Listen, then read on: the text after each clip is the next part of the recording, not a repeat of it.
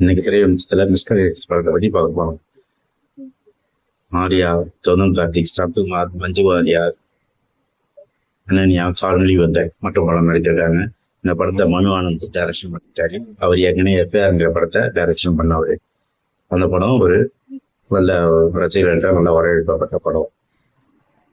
இந்த படத்தோட கதை கேட்கும் நியூக்ளியர் மூலப்பொருட்களும் பிளஸ் அதை பாதுகாக்கிற சரத்குமாரையும் அந்நிய சக்திகள் பிணைக்கைதியா வச்சிருக்காங்க.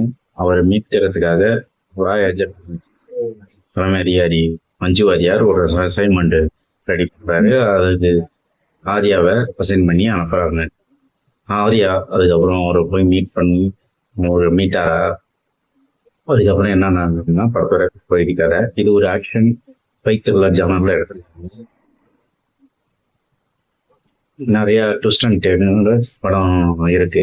ஃபர்ஸ்ட் ஹாஃப்ல ஆர்யாவை ஒரு சாதாரண ஆளா காமிக்கிறாங்க. டாக்டர் அனன்யாங்கிறவங்கள லவ் பண்ணிட்டு அவங்களுக்கு இவர் ஸ்பைங்கிறது தெரியாது. அந்த மாதிரியா காட்சியமைப்போட படம் நகருது. அதுக்கப்புறம் இவருக்கு கொடுத்த அசைன்மெண்ட்டுக்காக இவர் ரஷ்யா போறாரு காளி வெங்கட்டோட. அதுக்கப்புறம் என்ன நடந்தது, ரஷ்யால இருந்து மீட்டுட்டு வந்தாரா, வந்ததுக்கு அப்புறம் இங்க என்ன நடந்தது, இங்க G20 அந்த டைம்ல இங்க சென்னையில G20 மாநாடு நடக்குது. இப்படி கதைய டைரக்டர் நிறைய உண்மை சம்பவங்களை பேஸ் பண்ணி படத்தை அமைச்சிருக்காரு. இந்த படத்துல கௌதம் கார்த்திக் ஃபுல்லனா நடிச்சிருக்காரு. அவரோட ரோலு அவருக்கு ஒரு புதுவிதமான பரிமாணத்தை கொடுத்துருக்கணும் சொல்லணும்.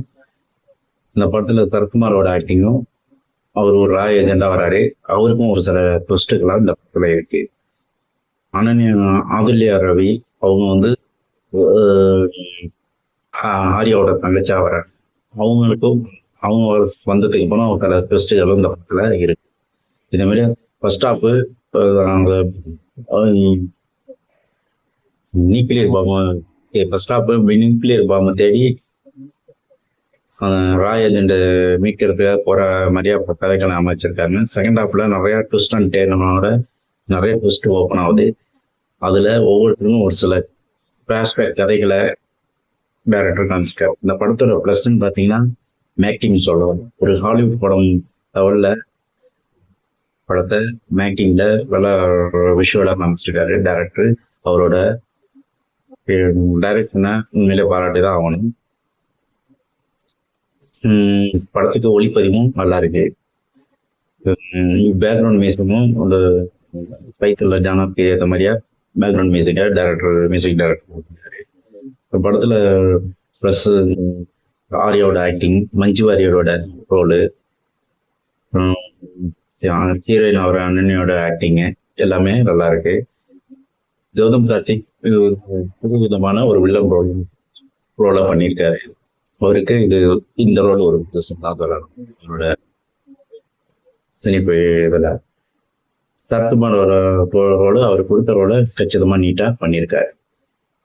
அந்த அளவுக்கு ஸ்கோப் இல்லை, இருந்தாலும் கொடுத்த ரோலை கச்சிதமா நீட்டா பண்ணியிருக்காரு. இப்போ படத்தோட பிளஸ்கள் நிறைய இருந்தாலும் மைனஸும் இருக்கு. நிறைய செகண்ட் ஹாஃப்ல ட்விஸ்ட்னு சொல்லிட்டு நிறைய ஒவ்வொருத்தரும் ஃபிளாஷ்பேக் கதைகள்ல நிறைய வச்சிருக்காங்க. அது பார்த்தா எல்லாருமே இதுன்னு யூகிக்கக்கூடிய மொழியா இருக்கிறதுனால நமக்கு ஒரு மாதிரியா ஒரு சலிப்பை ஏற்படுத்துது அப்படின்னு தான் நினைக்கிறேன். இருந்தாலும் இந்த படம் கொஞ்சம் விறுவிறுன்னு போற திரைக்கதை வேகத்துல அந்த இது நமக்கு தெரியல. ஒரு படமா பாக்குறப்ப இது ஒரு ஆக்ஷன் ஸ்பை த்ரில்லர் மூவியா என்ஜாய் பண்ணலாம். ஸ்கிரீன்ல விசுவலா நல்லா இருக்குன்னு தான் சொல்லணும். ஆக்ஷன் ஸ்பை த்ரில்லர் மூவி பார்க்க பிடிக்கிறவங்களுக்கு இந்த படம் கண்டிப்பா பிடிக்கும். டைரக்டர் ஸ்கிரீன் பிளேல மட்டும் இன்னும் கொஞ்சம் கிரீப்பா பண்ணியிருந்தாருன்னா இந்த படம் இன்னும் ஒரு சுரந்தர லெவலுக்கு தமிழ்ல ஒரு அமைஞ்சிருக்கும் தான் சொல்லலாம். அந்த அளவுக்கு ஒரு கண்டென்ட் உள்ள கதை தான். ஆனா ஸ்கிரீன் பிளேல கொஞ்சம் ரைட்டிங்ல ஒரு கவனம் செலுத்தியிருக்கணும். அதனால ஃபியூச்சர்ல மனு ஆனந்த் ஒரு நல்ல டைரக்டரா வரதுக்கான வாய்ப்புகள் நிறைய வர படங்கள், நல்ல படங்களை எதிர்பார்க்கலாம். One time watchable movie.